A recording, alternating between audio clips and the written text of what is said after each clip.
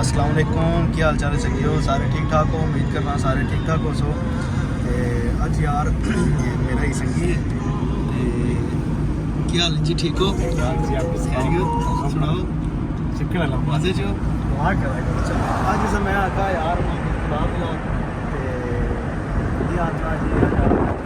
Special dish देखने होनी की ते खिलाना की खिलाना कटवा डिश वाह जी वाह। मतलब कि जो ना मशहूर कटवा तारक होटल असरों ने स्पेशली ते अटक ना मशहूर जेडी चीज डिश है वो स्पेशल मोटरवे ते चक्सा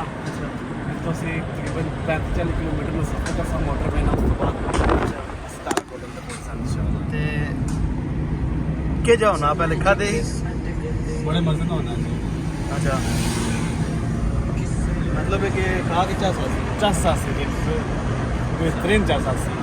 ऐसे मोटरवे थोड़ा लगे हैं।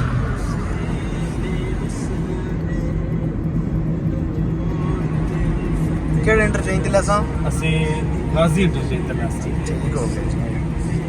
गाजी इंटरचेंज ते नाले 7-8 किलोमीटर के तारक होटल का कटरा है उससे खा सकते हैं। चलो आज चेक करने बाद वैसे ते कदे सच पुछो ना ते जेड़ा कटवा है वो शादियां भी आई नहीं पता करना लेकिन तारक होटल ना के अपना इस प्लेस यार मैं तो नहीं खाते हूं चेक करने पता लग गई सी की हिसाब किताब तो सामा चेक कराने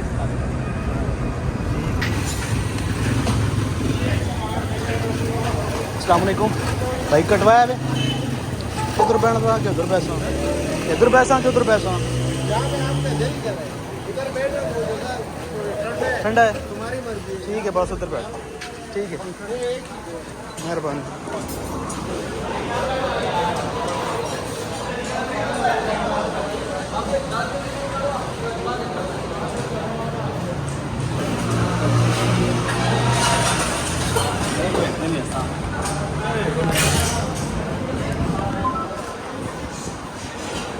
मंगाओ जी कटवा खाने में भी एक बड़ा वो ना कोट के खाता है तो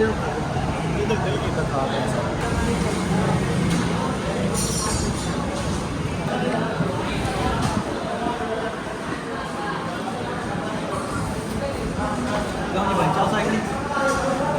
फिलहाल आई है आगे पता नहीं क्यों कटवा नहीं खाता रहे जे नहीं कटवे में बच्चा से नहीं चाहता ही नहीं ये जो चाहता ही नहीं नहीं तो है ही घरों में ठंडा है ही नहीं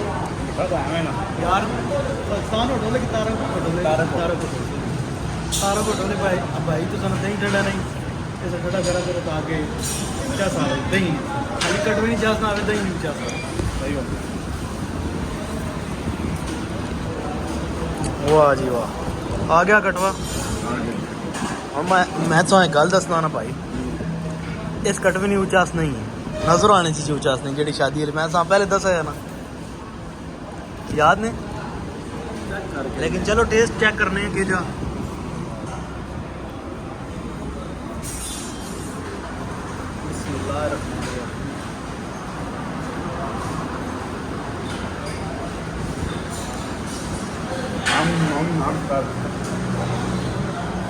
ठीक है लेकिन वो वाली चास मेरी गाली भी याद नहीं ना जितना नाम पहले की गाली ना वो जिस टाइम तुसी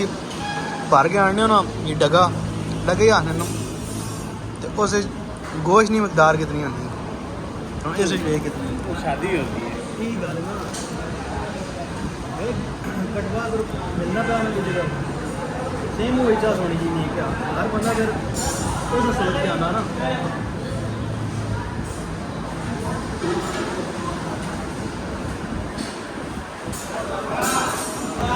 एक ही बिलाल साहब तुम बिहार ना कटवा मजे ना ही नहीं थले बिच लै गए हो ये दोबारा आया मैं वो ही ना दोबारा आया एक खा के तो दोबारा आया तो फिर रमेश से पेट कर हाल है ना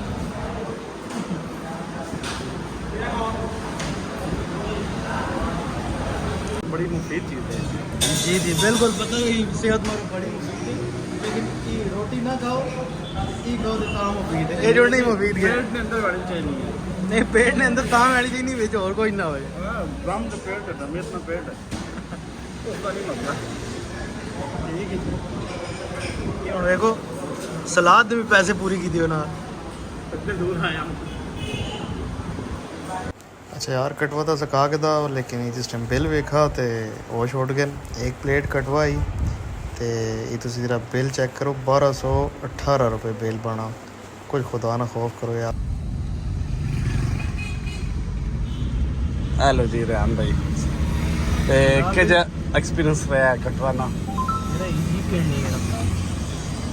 ये जीप चाह करना जी है वे कुत्ते 13 लाख रुपए दी उसी खुदा ना ना 13 लाख रुपये नहीं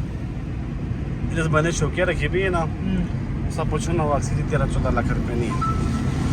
अच्छा बिलाले यार तू पुछना पिया कि कटवेन एक्सपीरियंस किस रहा था कटवेन एक्सपीरियंस तो मैं सच्ची गल दसना तो एक तो बिल बहुत ज़्यादा बना तो दूआ वो एक्सपीरियंस नहीं है वो टेस्ट नहीं है जो शादियां भी जाते हो ना बाकी यार तुम जितने लोग भी साड़ी वीडियो देखने पे हो तुसी भी अपनी राय दे सकते हो कमेंट में तुसी आपे दसो कि जेड़ा टेस्ट शादी भी आ ते कटवेन होना